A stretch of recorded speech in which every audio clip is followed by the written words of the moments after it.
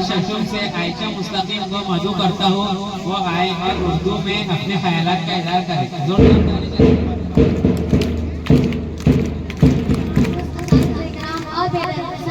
अस्सलामु अलैकुम व रहमतुल्लाहि व बरकातहू।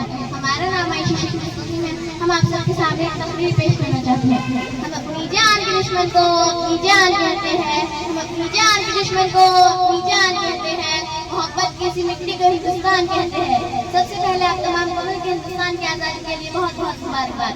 हजरात, ये वही आज़ादी का दिन है जिसको हासिल करने के लिए हमारा अल्लाह ने बहुत सी मुश्किलात और मसाइल का सामना किया। ये वही आज़ादी का दिन है जिसको हासिल करने के लिए हमारा अल्लाह ने बहुत से मुकाबलों को पेश किया। ये वही आज़ादी का दिन है जिसको हासिल करने के लिए महात्मा गांधी ने खुद को खूब तैयार किया था। ये वही आज़ादी का दिन है जिसको हासिल करने के लिए अशफाकुल्लाह खान ने फांसी के फंदे को चुना। जब भगत सिंह को फांसी के फंदे पर चढ़ाया गया तो भगत सिंह ने अपनी जुबान से अल्फाज निकाले थे, अभी जिसका खून न खोला वो खून नहीं पानी है, अभी जिसका खून न खोला वो खून नहीं पानी है, जो देश के काम ना आए वो बेकार जवानी है। हिंदुस्तान की तारीख बोल रही है कि मुल्क हिंदुस्तान को आजाद कराने में सिर्फ बुजुर्गों का नहीं बल्कि बच्चों से लेकर बड़ों तक सब ने अपना अहम रोल अदा किया।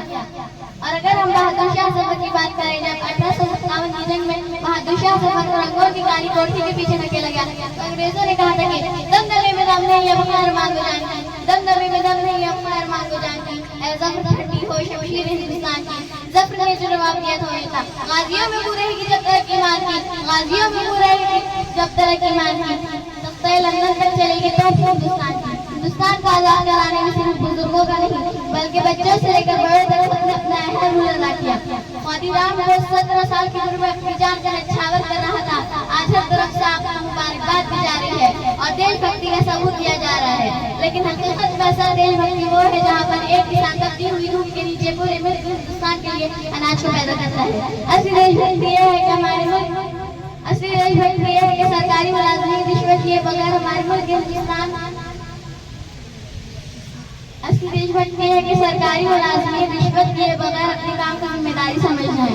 असली देशभक्ति है कि हमारे मुल्क हिंदुस्तान में रहने वाले हिंदू मुसलमान सिख ईसाई मिलजुल कर हमारे मुल्क हिंदुस्तान के लिए प्रेम का प्रचार करें। हमारी खुशकिस्मती है कि हमारे मुल्क हिंदुस्तान में हिंदू भी पैदा हुआ, मुसलमान भी पैदा हुआ, सिख भी पैदा हुआ, ईसाई भी पैदा हुआ, लेकिन हमारी सबसे बड़ी बदकिस्मती यह है कि इंसानियत पैदा नहीं हुई। अगर तमाम मज़ाहिब मिलकर अमन का प्रचार किया जाए तो हमारा मुल्क हिंदुस्तान जाएगा, सवर जाएगा और इसका डंका विदोषियत गूंजेगा।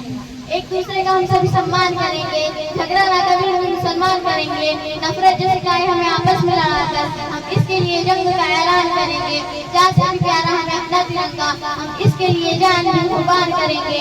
झगड़ा ना कभी हम मुसलमान करेंगे, एक दूसरे का हम सभी सम्मान करेंगे।